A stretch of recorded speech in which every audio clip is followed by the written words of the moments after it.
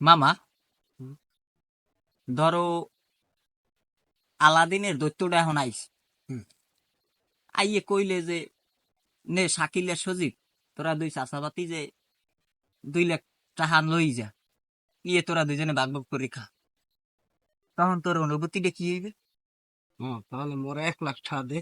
কি রেখে তুই যে 2 লাখ টাকা পাইলি তো মোরে 1 লাখ টাকা দিবি না? দা বেড়া, এত কথার কথা কইছি, তারপর যদি মনে কথার করো কথা বই, এটা কোনো কথা হইলে? আহ, তুই তো 2 লাখ পাইছু। আর তুই জিনিসটা বুঝছো, ব্যাপারটা বুঝছো তুই। আমি তো বুঝছি তুই তো 2 লাখ পাইছু, তুই তো কইছো নিজের মুখে স্বীকার পাইছো না। আমি কইছি যে আলাদিনের দৈত্য যদি আইয়ে দে, এইটা মনে মনে ভাববে কইছি যে ওইটা তো আমি ভাববো না, তুই তো কইছো যে 2 লাখ পাইছো, তাই মোরে 1 লাখ দা তো দে বেড়া, বাবা। তুই না বেড়া মামা, মজা না কর।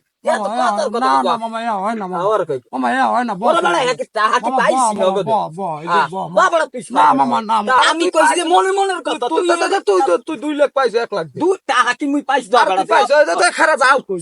খারা মোর টাকা দে, টাকা দে, টাকা দে। তোর তো তুই থাক, মই যাই। এটা কোন কথা? কার লগে কি কইলাম, মুই কইলাম কি আর তোর ঠাড়া মারবে কপালে, হালার বহালা তোর মুই ঠাড়া যা মারবে। হারার হর।